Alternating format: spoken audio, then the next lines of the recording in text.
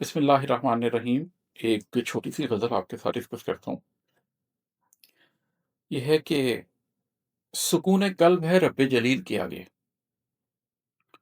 سکون قلب ہے رب جلیل کے آگے، امان مل گئی آ کر وکیل کے آگے۔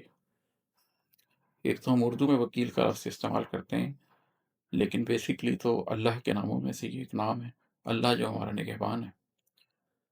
تو آپ کو آخر کار اللہ سے بھاگ کر اللہ ہی کے پاس جانا پڑتا ہے۔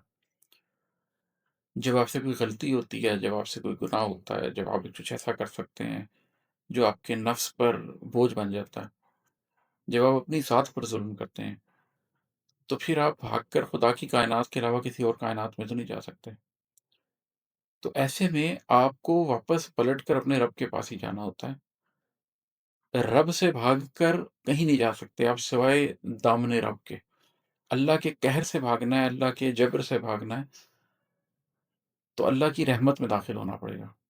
تو سکون قلب ہے رب جلیل کے آگے، جب آپ کو پتہ لگ جاتا ہے کہ یہ جو اونچی ذات ہے، یہ جو جلال والی ذات ہے، اسی کے پاس جاؤں گا، یہی میری نگہبانی کرے گی، اور آپ اس کے آگے جا کے جھک جاتے ہیں، اس کے پاس جا کے مانگ لیتے ہیں اپنے لیے بخشش، تو پھر آپ کو سکون قلب حاصل ہوتا ہے۔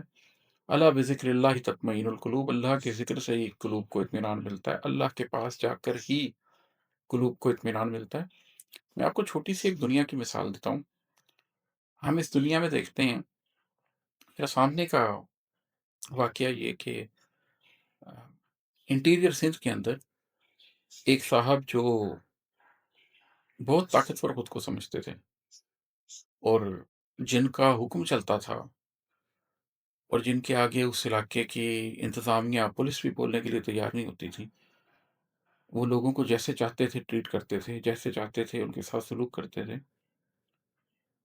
ان کے پاس ہی ان کا ایک مزارع، ان کا ایک کمی بیٹھا ہوا تھا، اور وہ چودھری صاحب کے یا وڈیرا جو بھی ہے اس کے پاؤں دبا رہا ہے، اور چودھری صاحب کسی پر بھی غصے ہو جائیں اس کو کچھ نہیں کہتے، وہ کوئی غلط بات بھی کرتے ہیں اس کو گھورتے ہیں، وہ پاؤں پڑ جاتا ہے ان کے کہ چودھری صاحب آپ ہی مائی باپ ہیں۔ تو میں نے یہ سوچا کہ یہ شخص، اس کا کچھ بھی کردار نہیں ہے۔ اول تو یہ ایک انسان ہے، اور اوپر سے یہ انسان بھی اچھا انسان نہیں ہے۔ لیکن دیکھو جو شخص اس کے پاؤں میں پڑا ہوا ہے، اس کو تو یہ بھی کچھ نہیں کہہ رہا۔ تو وہ جو خالق ہے، بندہ نہیں ہے، خالق ہے، اور پھر رحمان ہے، پھر رحیم ہے،